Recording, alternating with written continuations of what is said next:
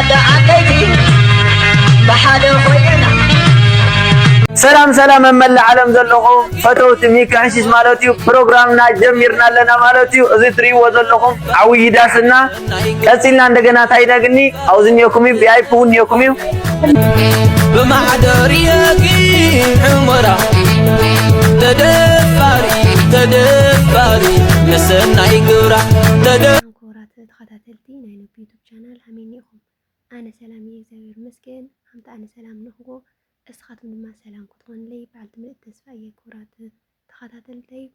نالم انتي فليز ولا بحدش بيديها مسيكم نخو همزيكو بزحي مسي جين حد جزيسي بقى رؤيتو وي رؤيتو تصحف تدلي مو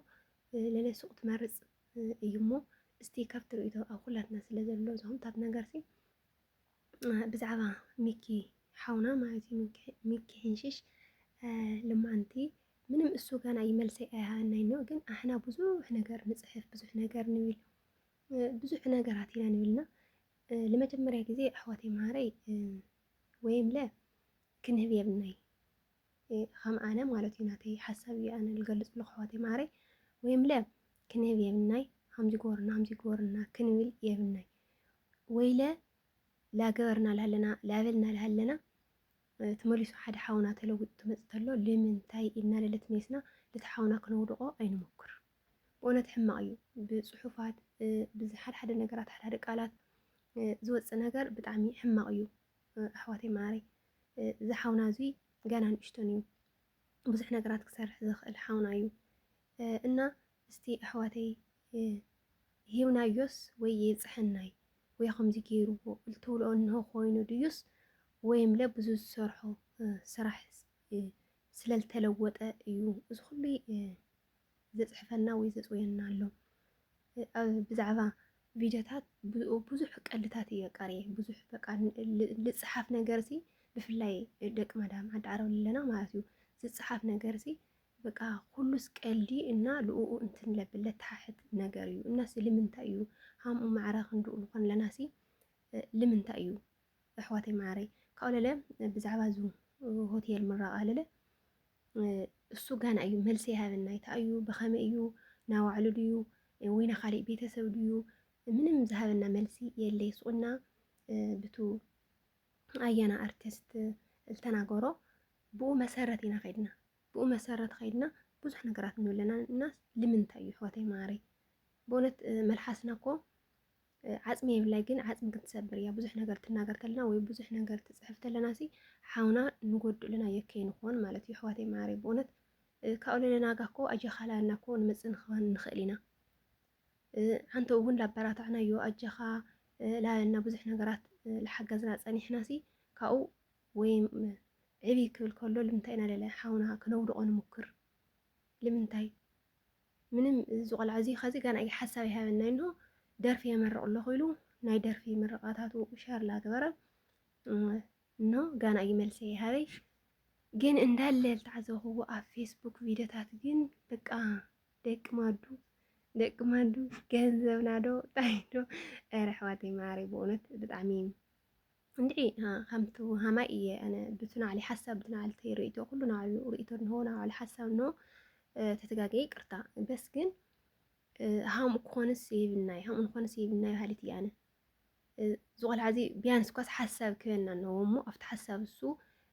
ተደሪኽና ተንናገር ባህሊት እየ ብኸመይ ታዩ ሃመ እዩ ጋና ይ ሓሳብ ይተዋወይ ባዕናይና ሓሳብ ንምፅለና ባዕናይና ኣጀንዳ ንምፅለና ባዕናይና መልስታት ንብለና ልምንታይ እዩ ማዕረ ህንድኡ ግን ኣነ ይተረድአኒ እና አልተረድእክን ኣሕዋተይ እኒኤ ክንዶ ወይ እስቲ ተረድእክን ኣሕዋተይ ሃመ ምዃኑ ኣነ ብታ ቪድዮ ታና አርቲስት አያና አርቲስት ልተናገራ ግን እቲ ባዕሉ ስለለይ ተናገረና ጋና ክናገር ለኾን ክእል ወይ መልሲ ክወሉ ክኾን ክእል እዩ ኣኪድ ለመልሲ ክህብ እዩ ግን ሲ ካብኡ ልተዓዘብኽዎ ነገር ኣነ በቃ ዋላት ሆቴል ሲ ወና ቤተሰብ ክኾን ክእል እቲ ምራቐ ኣብቲ ናባዕላቶም ሆቴል ብምዃኑ እቲ ሆቴል ሎሞ ናባዕላቶም ና ቤተሰብ ናወለዱ ክኾን ክእል ኣሕና ንፈልጦ ተኣምር የብናይ ጋና ኢና መልስስ ኣይተዋወድናይ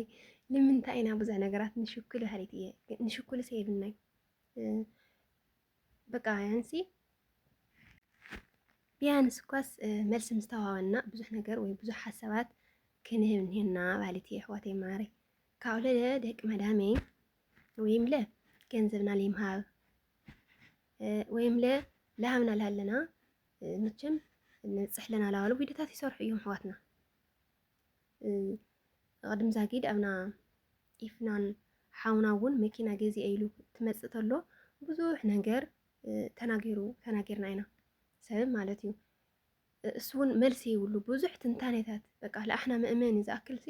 ብዙሕ ትንታኔታት ላተንተና ሓውና ማለት እዩ እናሲ ኣሕዋትናሲ ንምንታይ ኢና ማዕረኾም እንኾን ለናሲ ወይም ለኣይንሃቦም ወይም ለሃውና እዮም ለሃለና ብሓደ ገፁ እሳቶም ላተለወጡ ለሃለ ይለለ ንምንታይ ሕማቅ ቃላት ንናገር ለና ባህሊት እየ ሓፍትኽን እናሲ ኣሕዋትናሲ ብሕማቅ ቃላት ኣይንጉድኦ እዮም በቃ መልሲ ቢያንስ ኳስ መልሲ ንፀበ ብዙሕ ነገርሲ ከኣፍና ልወፅእ ወይም ንፅሕፎ ነገራት ለላፈለጥና ንፅሕፎ ነገርሲ በእውነት ክሪኦ ክእል እዩ ያኒ ክሪኦ እዩ ማሕበራዊ ሚድያ ተጠቃሚ እዩ ክሪኦ እዩ ብደንብ ገይሩ ማለት እዩ እናስ ሓውና ናለኽፋእና ሓውና ናለድነናሲ እንታይ ኢና ክንረክብ ንኽእል ኣሕዋተይ ማዕረይ ወይም ለገንዘብና ሒዝና ሱቕ ንበል ብቤተሰብና ድዩ ብጎራውትና ድዩ ብኣቕራብና ድዩ ወይ ባዕልና ንድግፎ ሰብ ባዕልና ሂብና ድዩ ተለለለሲ ኣዋፅየ እዮሞ ወይ ሂበ እዮሞ ላልና ሓደ ሓደ ቃላት ንድርዮ ግን ብጣዕሚ ለሓውና ወይ ለሕዋትና ዝኾነ ነገር በቃ ኣብ ቀረባ ግዜ ተለዊጠ ኢሉ እንድሕር መፅዩሲ ብዙሕ ነገር ኢና ንናገር ኣለናና ንምንታይ ኢና ማዕረሃም እንኾን ለና ንምንታይ ሃም እንሽኩል ለና ኣይንሸክል ባህሊት እየ ኣሕዋተይ ማዕረይ እና ደቂ ማድዋይ ሽኮራት እዚኣ ናተይ ሓሳብ እያ ባህሊት እየ ሓፍትኽን እስቲ ስኻትን ከስተብ ኮሜንት ሓሳብኽን ወይ ዝመሰለክን ኣነ እንድሕር ዘይተረድአን ኮይኑ ድዩስ ዋላ እንታይ እዩ ሃመይ እዩ እንድዒ ብቻ ግን እስቲ ናይኻትን ሓሳብ ኸ ግለጻለይ ተሓውናሲ ብኸመይ ኢኹም ተረዲኡኹም ወይ ብኸመይ ኢኹም ተረዲኡኹም ኣነ የተረድአኒና ብዛልተረድአትኒ መሰረት ግን ንምንታይ ንእሽተይ ዝፅንሕ ንበል ወይ ቢያንስ መልሲ ስካዕ ዝበና ትመልሲ እሱ ሒዝና ወይ ትመልሲ እሱ ተደሪኽና ኢና ክንናገር ንኽእልና ዝሮ ናተይ ርእቶ ወይ ከም ዝመስለኒ ማለት እዩ ኣሕዋተይ ማዕረይ ካዜ ሚኪ መፅኡ መልሲ ክበና እዩ መልሲ ምሳበና ኩለለ በቃ ሓቅኻ ከምዚ ዳ ኮነ ናሰበይ ትፍለጥ ወይ ናሰበይ ትርአ ወይ ናሰበይ ትስማዕ ፅልኻ ስራሕካ ቀፅል ንስኻ ጅግና ኢኻ ንስኻ ከምዚ ኢኻ ብዙሕ ነገራት ኮን ይብል ኮኒና ኣለለ ብጣዕሚ ልገርመኒ ነገር ማለት እዩ ካብ ሚድያ ልገርመኒ ነገር ማለት እዩ ዝኾነ ነገር ሕማቕ ነገር ንርኢ ወይ ይላልና ንዝል ላቦና ገንውዕል ሰብ እሞ ለለሱ መልሲ ውሁ እንድሕር ኣቢልና ለለ ኸይድና ልኡ ነፅናዕነ ለለ ደግነቱ ግን ኸይድና ነፅናዕንዖ ለለ እናሲ ልምንታይ ኢና ንኾን ለና ግን ናመነየ ካብ ባዕሊ ጀሚሩ ያንሲ ኩሉ ኣብ ማሕበራዊ ሚድያ ዘሎ እሲ ኣፍቱ መጀመርያ ቪድዮ ዝወፀ ዋይ ከምዚ ዳ ኮነ ከምዚ ዳ ኮነ ብዙሕ ሽማሽም ንህቦ መጀመርያ ማለት እዩ ካብኡ ባዕሉ መፀና ተሎ መልሲ ትህበና ተሎ ለለ ናይ መን ካዳ ኮና ኢላና ለለ ልኡ ናብ መን ኢኻ ቃላና ለለ ልኡ ነባራት እና ነብተባብዕ ንሙክር እና ነውድቆ ሞት ሜስናስ ነተስኦ ማለት እዩ ለለ ጨርሹ ልከይወድቐና ላፈራሕና ግዲ ይመስለኒ ለለ ነባራትዖ ማለት እዩ እናስ ካብ ምስ ወደቐ ወይ ከይወድቐና ኢልና ብዙሕ ቃላት ለለ ተጠቒምና ነባራት ንሙክርሲ መጀመርያ ዶ ሱቕ ማሊ ሓሸናይ ባህሊት እያ ግን እና ብዚ ኣጋጣሚ ሚኪ ሕሽሽ ሓውና አለ ደርፍለ መሪቕኻ ካብሎ ሆቴል ኣመሪቕኻ ዝተባረከ ዝተቀደሰ ይገረልካ ዝሓወይ ካብለ እስቲ መልሲ ሃበና እንታይ እዩ ከመይ እዩ ምላሽ ሃበና ብጣዕሚ